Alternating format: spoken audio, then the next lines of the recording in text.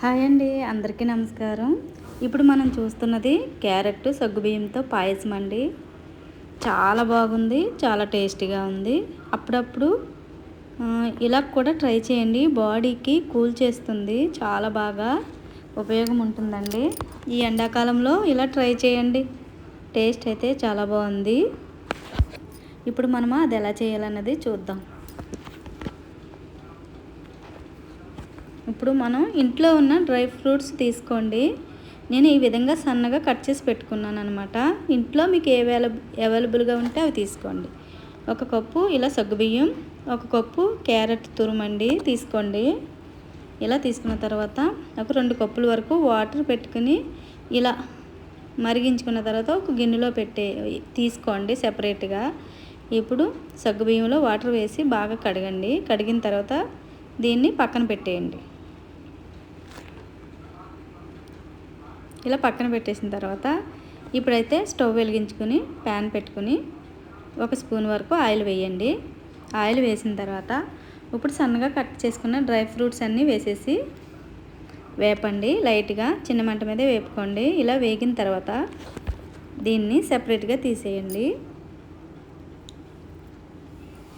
ఇలా సెపరేట్గా తీసేసిన తర్వాత ఇప్పుడైతే తురుముకున్న క్యారెట్ వేసేయండి. వేసేసి చిన్న మంట మీద వేపండి, పచ్చివాసన పోయేంత వరకు వేపండి. ఇలా వేగిన తర్వాత ఏమన్నా నెయ్యి కానీ తక్కువైందనుకోండి, కొంచెం నెయ్యి వేయండి. ఇలా వేగిన తర్వాత ఇప్పుడు సగ్గుబియ్యం వేసేయండి. ఇలా సగ్గుబియ్యం వేసేసిన తర్వాత ఇది 1 నిమిషం పాటు వేపండి. ఇలా వేపిన తర్వాత ఇప్పుడు మనం ముందుగా వేడి నీళ్ళు కాసుకున్నాం కదా, ఆ వాటర్ వేసేయండి. అంటే వేడి నీళ్ళు త్వరగా మగ్గుతుందండి. సగ్గుబియ్యం అనేవి టైం తీసుకుంటాయి కదా ఉడకడానికి. నీళ్ళు తక్కువ అనుకోండి, కొన్ని నీళ్ళు వేయండి. ఈ విధంగా చిక్కగా ఉడికిపోవాలన్నమాట.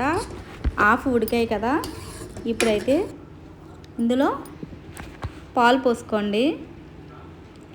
అంటే నేనైతే 1 కప్పున్నర వరకు పాలు పోసానండి. మీకు ఎక్కువ పాలు కావాలి, పలుచగా కావాలి అనుకుంటే ఇంకా 2 కప్పుల వరకు వేసుకోండి, సరిపోతుంది.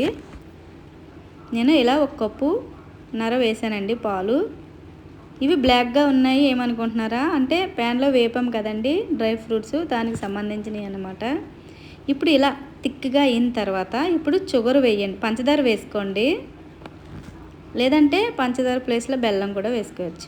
ఇప్పుడైతే ఫ్రెష్గా దంచిన యాలకుల పొడి వేయండి. ఫ్రెష్గా వేయటం వల్ల ఫ్లేవర్ అనేది బాగుంటుందన్నమాట.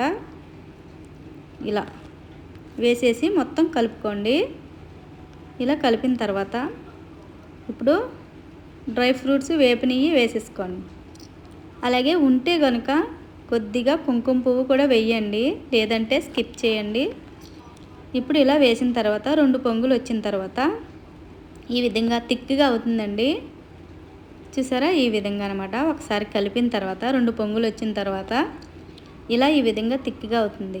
ఇప్పుడు స్టవ్ ఆపేసి ఒక బౌల్లో తీసుకోవటమే. అంతేనండి. నచ్చితే లైక్ చేయండి, తప్పకుండా ట్రై చేయండి. Thanks for watching.